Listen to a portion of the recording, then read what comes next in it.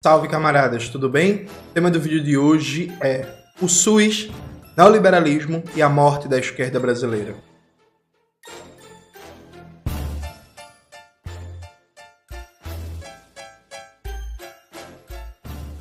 Antes de começar propriamente o tema do vídeo do canal, quero muito agradecer a você que ajuda a manter e melhorar nosso canal a partir do Apoia-se.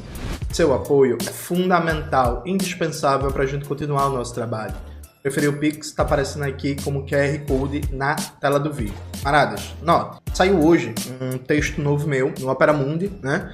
O nome do texto é SUS, Conquistas, Desafios e Oportunidades. Eu quero usar esse texto para fazer uma reflexão aqui com vocês. Vamos lá. Primeira coisa, durante a pandemia, ficou claro a importância do SUS para todo mundo, né?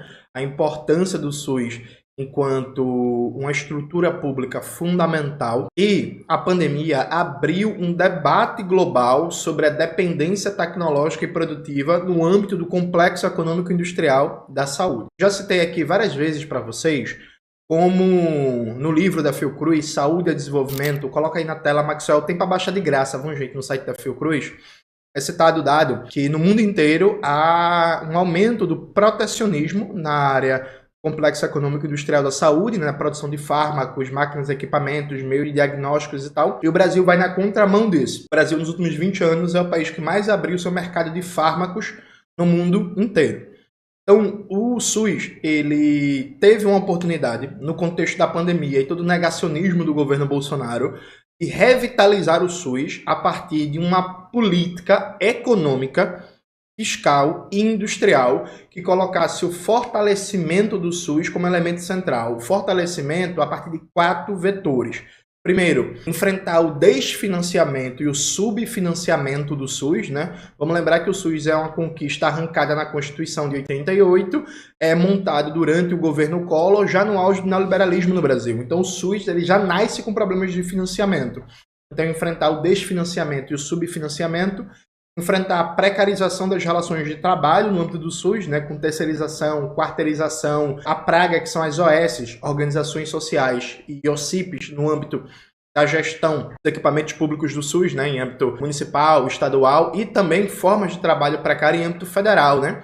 Porque essas relações de trabalho do Ministério da Saúde, em que a galera não é vinculada ao Ministério da Saúde e é contratado via OPAs, né? E que recebe salário por metas de produtividade, o salário atrasa, não tem vínculo formal de trabalho, enfim, uma desgraça. Enfrentar a precarização do trabalho, enfrentar a dependência tecnológica e produtiva, né? Fortalecendo a dinâmica de produção nacional e pública, de fármacos, de vacinas, de máquinas, equipamentos, de meios de diagnóstico e por aí vai. E também renovar o processo de gestão do SUS, de participação social, enfrentando os mecanismos de privatização, de corrupção, de ineficiência e a própria dinâmica que se estabeleceu no Brasil, em que, por exemplo, nos estados Brasil afora, a atenção primária à saúde ela é relegada, né? O primo pobre, ninguém liga, não tem investimento e tal. A atenção de média e de alta complexidade funciona mal e mal, concentra o grosso dos recursos, mas tem vários e vários problemas. Aqui em Pernambuco, por exemplo, um OS só, o IMIP, faz gestão de mais de R$1 bilhão do recurso do governo do estado de Pernambuco para a saúde, né? Eu até soltei um texto na revista Ópera falando sobre as OS, eu cito esses dados, né? Isso na época da eleição para o governo do estado de Pernambuco em 2022. Coloca aí a tela Maxwell, o texto na revista Ópera. Então, você tinha essa oportunidade, né? Essa oportunidade ela foi perdida. O governo Lula lançou sim uma política para o complexo econômico industrial da saúde, mas essa política não vai causar mudanças profundas no SUS por um motivo bem simples, né? O governo Lula aprovou o novo teto de gastos, né? E é incompatível o piso constitucional da saúde com o novo teto de gastos. Ou cai um, ou cai o outro. Eu já expliquei isso em vários textos do canal, né? Em vários vídeos do canal, melhor dizendo, né, gente? E tem um texto muito bom do Antônio Martins, em outras palavras, que eu sempre cito, que é a cruzada de Fernando Haddad contra saúde e educação. Coloca aí na tela, Maxwell. Está muito bem explicado porque o novo teto de gastos ele é programado para matar o SUS. Isso foi uma escolha do governo, não foi do Congresso, né? E aí é muito curioso porque, a despeito do governo Lula ter adotado uma estratégia política que não enfrenta os problemas fundamentais do SUS, há um senso comum progressista de defesa do SUS, de viva o SUS. E aí, veja, é claro que a gente tem que defender o SUS. É claro que a gente tem que reivindicar o SUS. No texto, eu cito, por exemplo, alguns dados importantes, né? Por exemplo, logo no começo do texto, o Maxwell vai colocar os trechos aí na tela. Eu digo o seguinte: o SUS, com seus problemas e limitações, cobre desde a atenção primária até a média e alta complexidade. A título de comparação, a China, hoje, universalizou a atenção primária a partir do serviço público, mas ainda não tem o nível de cobertura do nosso SUS no campo da alta complexidade. Veja, o SUS, ele é o maior sistema de saúde público do mundo. Você considerar o tamanho do Brasil, tamanho em população e o tamanho em território, a gente está falando do maior sistema de saúde público do mundo inteiro. Do mundo inteiro. Maior do que qualquer país da Europa Ocidental, maior do que a política do sistema de saúde da Rússia, da China. Os Estados Unidos nem tem, né, sistema de saúde público nacional, enfim. Então, é uma conquista muito importante. A própria existência do SUS nega o discurso hoje hegemônico no que se chama de esquerda progressista ou do progressismo no Brasil, que é não dá para fazer nada porque a gente tem minoria no Congresso, né? Repare o seguinte, eu digo num texto, o SUS foi conquistado no momento de ascensão do movimento operário e popular, no processo de saída da ditadura empresarial militar. Foi a última grande reforma conquistada pela classe trabalhadora brasileira. Depois do SUS, não tivemos mais reformas conquistadas, mas sim políticas públicas. Não é objetivo desse texto explicar a diferença entre uma reforma popular e uma política pública. Cabe dizer, em poucas palavras, que uma reforma, quando arrancada da burguesia, torna-se algo de difícil reversão, transcende os governos e conjunturas eleitorais do momento, criando raízes profundas na sociedade. Mais de 30 anos de neoliberalismo no Brasil não conseguiram destruir o SUS, e não foi por falta de tentativa. A conquista do SUS acontece com as esquerdas em minoria na Constituinte de 1988 e foi protagonizada por vários comunistas que buscaram a sua inspiração em experiências socialistas, como União Soviética e Cuba, e em governos locais liderados por partidos comunistas, como a experiência do Partido Comunista da Itália, PCI. Na retórica de hoje, quando a correlação de forças, medida apenas pela composição no Congresso Nacional, virou uma desculpa para a covardia, rendição, estelionato político e eleitoral, é importante lembrar que, se temos o SUS, isso se deve à mobilização popular e à pressão dentro e fora da institucionalidade burguesa. Então, assim, na retórica de hoje, a conquista do SUS seria impossível, né? Porque a gente tinha a minoria na Constituição de 88, né? Sim, a gente não tinha a maioria dos deputados e senadores, né? Inclusive, a conquista do SUS se fez num contexto de uma conjuntura global desfavorável, né, com a ascensão já do neoliberalismo. Vamos lembrar, final dos anos 80, o mundo estava passando por uma onda já neoliberal. Agora, veja, dizer viva o SUS não dialoga com os problemas que a maioria da classe trabalhadora sente, né? Veja, o SUS é uma conquista importante, o SUS precisa ser defendido, o SUS tem gigantescas potencialidades, mas o SUS também tem seus momentos de barbárie, né? Momentos de desgraça. Eu já contei isso aqui em outros vídeos do canal. Eu, quando era jovem, criança, né, eu sofri um acidente de bicicleta e quebrei a perna.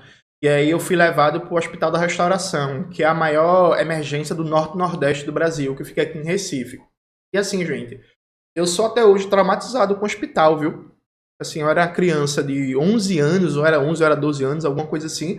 E aí fui para o Hospital da Restauração, fiquei naquele corredor lá, e era gente chegando um pedaço da cabeça faltando, gente chegando com facada, gente chegando com fratura exposta, gente morrendo, gente gritando, não sei o quê. Meu irmão, eu lembro como se fosse hoje que eu tava sentado chorando com dor na perna, e aí passou na maca um rapaz que tava crivado de bala, né? E a maioria das balas foram na região do abdômen e tal, e tava, eu não sei o termo técnico para isso, né, gente? Então me desculpe, assim, tava as tripas, né? Uma parte das tripas para fora. Eu lembro que quando eu vi isso, eu fiquei tão assustado que eu desmaiei, assim, velho, tá ligado? De medo, assim. Então, a demora nas consultas, a falta de remédio, a demora para fazer exames de especialidades, a demora para fazer cirurgias eletivas, o atendimento precário em urgências e emergências, tudo isso São problemas que se encontram no dia a dia da vida do povo trabalhador. E não adianta ficar dizendo em abstrato viva o SUS, ou citar o exemplo dos Estados Unidos, quando não se dá respostas concretas a esses problemas imediatos e cotidianos do povo trabalhador. É claro, sim, a gente precisa defender o SUS contra os ataques dos liberais, dos neoliberais, dos fascistoides, tudo certo. Dito isto, veja, só defender o SUS sem dar respostas aos problemas concretos que o povo sente no dia a dia não vai fazer com que o nosso discurso tenha penetração popular, que circule e seja bem aceito pela classe trabalhadora, né? Assim, é isso. Existem problemas gravíssimos no SUS. A gente precisa, e aí eu vou citar meu querido amigo Garibaldo, a gente precisa ter uma capacidade de escuta maior, né? Tudo bem, virou um certo consenso no âmbito das esquerdas, em setores da classe média, falar um abstrato viva o SUS. E aí é isso, tem que defender o SUS. Só que a gente não pode ficar repetindo um abstrato vivo SUS e não ter sensibilidade para ouvir as reclamações que a população tem frente ao sistema de saúde. E alguém vai dizer assim, mas Jones, algumas reclamações são falsas. As pessoas, por exemplo, não entendem bem a competência do âmbito municipal, do âmbito estadual, do âmbito federal. Não, eu boto fé. Algumas confusões são falsas. Tem muita gente que acha que o problema do SUS se resume à corrupção e que se acabar a corrupção, o negócio vai ser lindo, maravilhoso. O fato de existir uma compreensão equivocada dos problemas do SUS só diz, inclusive, o quanto está faltando politização, formação, debate político e ideológico em torno dos problemas do SUS. E aí, veja, neste momento, o governo Lula ele está trabalhando para destruir o piso constitucional da saúde, como consequência direta do novo teto de gastos. Eu reforço com vocês, leiam um texto, né? Cruzada de Fernando Haddad contra a saúde e a educação, em outras palavras. E pior do que isso, o governo está promovendo via BNDES uma política de privatização sistemática da saúde, inclusive privatização da atenção primária à saúde, porque até hoje, né, no âmbito da saúde, os maiores avanços da privatização foram feitos na média e na alta complexidade, né? O governo Lula, ele, a partir do BNDES, está avançando na privatização da atenção primária à saúde, né? Aqui em Recife, por exemplo, várias UBSs estão sendo privatizadas, né? Um acordo entre a Prefeitura do Recife e o governo Lula para construir e gerir UBSs, unidades básicas de saúde, de forma privatizada e cada vez mais avança na privatização da atenção primária. Aí, repare, o governo Lula lançou o programa Mais Especialidades, né? E está se orgulhando de lançar um programa em que os hospitais privados e os grupos de saúde privados vão poder trocar dívidas com a União pelo atendimento da população nos hospitais. Então, um grande grupo hospitalar, sei lá, o Albert Einstein, vai poder, por exemplo, trocar dívidas que ele tem com o governo federal por realização de exames de ressonância magnética, de não sei o que, por aí vai. Eu acho interessante como nas redes sociais, e particularmente no Twitter, aquele esgoto da humanidade, se fez um debate assim... não, mas a população precisa ser atendida agora, e a população não quer saber desses debates ideológicos. Veja, é claro que a população precisa ser atendida agora. Se você, sei lá, está com suspeita de um câncer e você precisa fazer um exame, o tempo de demora para esse exame vai ter um impacto em quanto tempo vai demorar para você começar o tratamento e sua chance de cura. Então, é lógico que as pessoas precisam fazer um exame, precisam fazer uma cirurgia eletiva o mais rápido possível. Tranquilo, tamo junto, ninguém discorda disso. Agora veja, qual é o efeito ideológico que essa medida tem? Porque no Brasil se criou um debate economicista, né? É engraçado que os marxistas que são acusados de economicistas. Mas esse povo liberal, de esquerda, progressista, é que na verdade são os verdadeiros economicistas, porque nunca consideram o impacto político e ideológico das coisas. Então... peraí, a gente vai pegar milhares de pessoas, quem sabe milhões, e vai dizer para elas o seguinte, você depender do SUS, o seu exame não acontecia. Passou 1 ano, 10 meses, 1 ano e meio, 2 anos esperando, viu, para fazer seu exame. Mas o governo fez uma parceria aqui com a iniciativa privada e agora seu exame vai sair. Vai sair por quê? Porque agora você vai conseguir fazer o exame no hospital privado. Então... o impacto para as pessoas imediato porra, então o SUS é uma merda mesmo, né? Porque eu passei 2 anos para fazer o exame, não consegui fazer o exame. Aí o governo fez uma parceria com a iniciativa privada. E agora eu vou fazer o exame semana que vem? Então, no caso, ao invés de eu estar dependendo do SUS, é melhor o governo, por exemplo, ir lá e pagar, né? Os meus exames. Porque aí eu faço a iniciativa privada, é mais rápido. Veja, Como é que você vai ser contra, por exemplo, na próxima eleição, aquelas figuras que proporem acabar com o SUS e o governo criar uma política de voucher? Né? Como é que você vai ser contra? Inclusive, um bom liberal, se ele chegar assim e dizer assim, ó, tanto é verdade que minha proposta é melhor que o próprio governo Lula 3, ele fez a parceria com a iniciativa privada para trocar dívida dos hospitais privados por realização de exames e a fila andou. Essa é a prova que a iniciativa privada é mais eficiente que a iniciativa pública. Alguém pode dizer assim, mas Jones, isso é uma falácia argumentativa, que a parceria do governo ela só aumenta a capacidade de fazer exames, juntando a capacidade pública e a capacidade privada. Sim, é verdade, mas pense do ponto de vista do povo trabalhador não organizado, que não está em sindicato, que não está em movimento social. Ele vai viver aquela experiência como, porra, realmente o privado é melhor que o público. É isso. Então, assim, você está dizendo para milhares de pessoas, talvez milhões, que, ó, seu exame só andou porque você está no hospital privado. Percebe? Você está reforçando na consciência das pessoas que, porra, realmente, depender do SUS é uma merda. Ó, vim para o hospital privado e agora o exame que eu esperava há um ano finalmente vai acontecer. Isso dá corda para os discursos liberais de destruição do SUS. Né? Vamos lembrar que esse crescimento dessa ideologia de acabar com a escola pública e distribuir voucher para ir para a escola privada tem uma correlação direta com os próprios processos de privatização da educação infantil, desses convênios com creches privadas, né? Então, assim, você precariza a estrutura pública, você desfinancia a estrutura pública, você criva ela de privatização, de OS, de OCIPs, você desestrutura o tecido produtivo do país para dar qualidade para o SUS, você não faz concurso público, você sucateia, você ignora a formação, etc, etc, etc. O serviço público fica ruim. Aí você faz uma parceria com a iniciativa privada, que vai acabar dando mais agilidade na prática para a realização de exames. As pessoas vão entrar no hospital privado e vão ver que ele não tem o mesmo nível de barbárie, de cenas horríveis que um hospital de restauração, por exemplo. E aí a pessoa, depois que for escutar um discurso de que ó, o sistema privado é melhor que o público, na experiência empírica dela, imediata, tem forte chance dela achar, porra, é mesmo. Tá ligado? Tanto é assim que o sonho de todo trabalhador, toda trabalhadora que ganha um dinheirinho a mais, a primeira coisa que faz é correr atrás de um plano de saúde. Né, gente? Vamos lá? Vamos ser honestos aqui. Todo trabalhador e trabalhadora que ganha um dinheirinho a mais, que começa a ganhar 2 salários mínimos, 3 salários mínimos, a primeira coisa que faz é pegar um plano de saúde. Ainda que seja um plano de saúde vagabundo, que não cobre quase nada, mas é como se, porra, pelo menos eu tenho aqui quase que um consolo psicológico, né? Se tiver algum problema, vai ser um atendimento mais rápido, sabe? Então veja, há aqui uma contradição intrínseca, que é o governo que supostamente é o governo de esquerda, que deveria mostrar a excelência do serviço público frente à iniciativa privada. O governo, ele confessa que em 3 anos de governo, veio o 3º ano do governo Lula, ele não conseguiu apresentar nada para reduzir a fila do SUS de exames, né? Então ele, para agilizar isso, ele vai recorrer à iniciativa privada, tomando uma política muito semelhante à política na educação, né? Do ProUni e do FIES.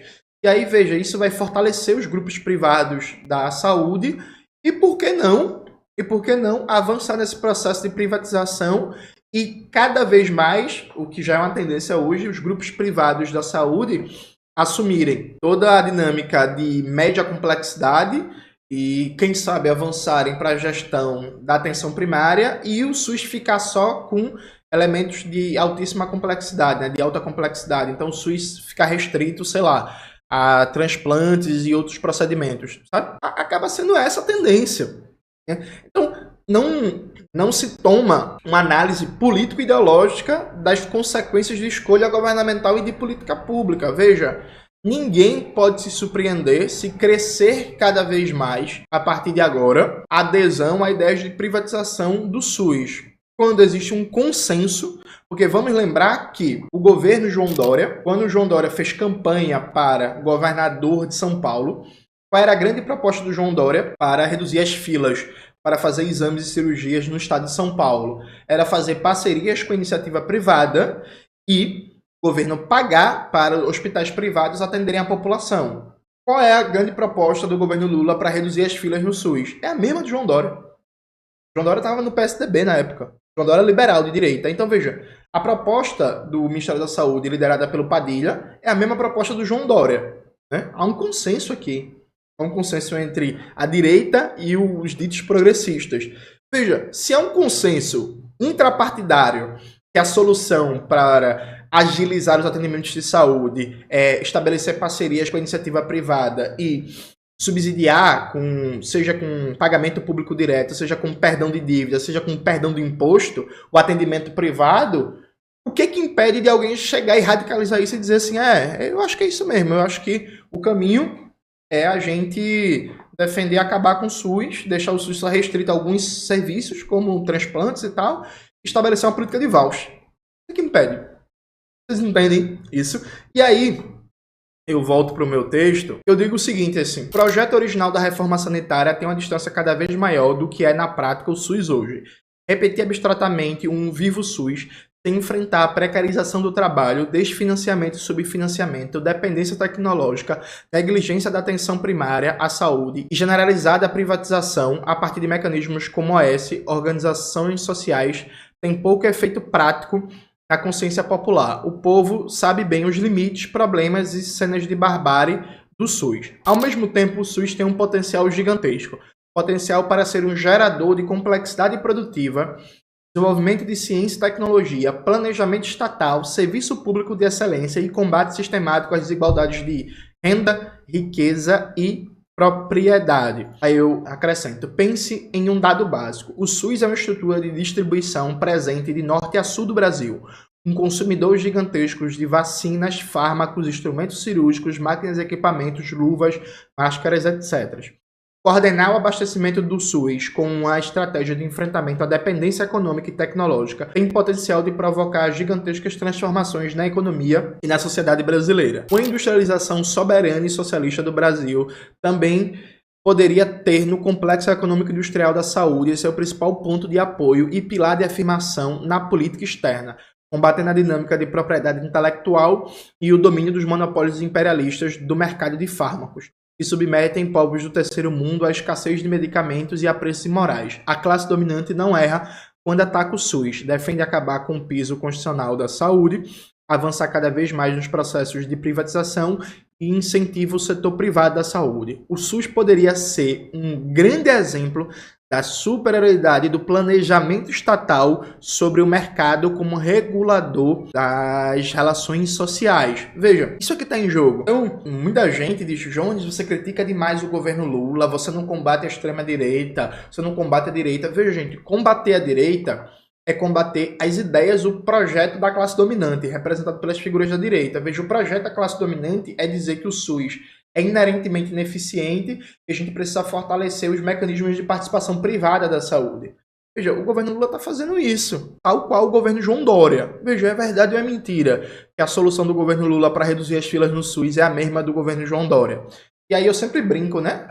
Gente, ou vocês têm que admitir que o João Dória estava certo quando ele propôs isso na eleição de 2018 para governo de São Paulo, e na prefeitura também, diga-se de passagem. Ou vocês admitem isso? Não, teoricamente o João Dória estava certo. Teoricamente é isso. Ou vocês admitem que vocês deixaram de ser de esquerda, né? E aí, veja, é uma tristeza, porque é isto. O SUS, ele foi pensado com muita influência de marxistas, de comunistas, e ele foi pensado enquanto uma estrutura que lembra muito uma estrutura de protoplanejamento estatal, de protoplanificação da economia. A dinâmica de distribuição do SUS em todos os estados do Brasil, os níveis de complexidade, a potencialidade de coordenar dinâmica produtiva, compras governamentais, distribuição e por aí vai, o SUS poderia ser um grande exemplo da superioridade do planejamento estatal. E eu diria mais, de formas de planificação da economia sobre o mercado. É claro que o SUS nunca vai assumir todas as suas potencialidades no sistema capitalista, né? A gente precisa conquistar o poder político, a gente precisa fazer a Revolução Brasileira para, inclusive, tirar do papel o projeto original da reforma sanitária, do que deveria ser o SUS. Mas o SUS pode ser hoje, a partir da prática, um exemplo de como o planejamento estatal é superior ao mercado enquanto regulador das relações sociais. SUS poderia ser um gerador de empregos de qualidade, de gerador de ciência e tecnologia, de complexidade produtiva, um vetor de reindustrialização do Brasil, combatendo as dinâmicas de acumulação centradas na atividade primária exportadora, no rentismo e no domínio do capital estrangeiro. É claro que tudo isso com limites, dado o sistema capitalista, né, dependente. Mas ter esses limites não nega que você não convence só as pessoas pelo argumento ideológico, pelo debate, você convence também pela prática. Então, se a pessoa vê na prática que, porra, o sistema público é realmente melhor que a desgraça do mercado, pô, realmente, hein? Acho que esses neoliberais aí, eles estão errados, né? Eles estão mentindo. Só que aí os neoliberais, eles jogam em vantagem, porque se precariza a estrutura pública, e aí fica muito difícil realmente defender a estrutura pública, porque ela está precária, porque ela não está boa, e joga-se como solução a privatização, que de início pode até gerar alguma melhora, só que depois piora. Só que depois que piora, a coisa já está consolidada, e é mais difícil reverter. É por isso que a gente fala em morte da esquerda. Veja, as pessoas ficam putas, não gostam, e por aí vai. Mas é verdade ou é mentira que a gente sai do governo Bolsonaro com a melhor oportunidade no Brasil, desde a Constituinte de 88, para colocar como grande centro do debate público nacional o SUS e a política de saúde no Brasil? É verdade ou é mentira? Essa oportunidade, ela foi aproveitada? Não. Né? E qual é a política hoje? O carro-chefe do governo Lula é uma política mais de especialidade e tem como elemento central a privatização da saúde, usando o mercado privado como elemento central para reduzir as filas, para fazer exames, consultas de especialidades e por aí vai. Aí depois vocês vão se surpreender, vão ficar surpresos, ó. Meme do Pikachu surpreso. Bota aí, Maxwell, meme do Pikachu surpreso. Quando em 2026 aparece algum candidato da extrema-direita defendendo acabar com o SUS e criar voucher, e vai ter muita gente que vai dizer, eita, é verdade, ó, boa ideia, porque eu só consegui atendimento com especialista, eu só consegui fazer meu exame quando eu fui para o hospital privado. Entenderam? Então, acho que é essa conversa que eu queria fazer hoje com vocês. Leiam um texto todo que eu publiquei no Opera Mundi, é um texto pequenininho, 3 páginas só. Eu estou sempre publicando reflexões sobre o Brasil, sobre a Revolução Brasileira, sobre a conjuntura brasileira no Opera Mundi. Então tem uma coluna minha lá, e no mínimo a cada 10 dias sai um texto novo, um texto que a gente está buscando refletir sobre os desafios estratégicos para a conquista da Revolução Brasileira, para criar o socialismo no Brasil, para criar uma verdadeira soberania nacional, para fazer com que a classe trabalhadora se aproprie da riqueza que ela produz. É isso, galera. Um beijo e até a próxima.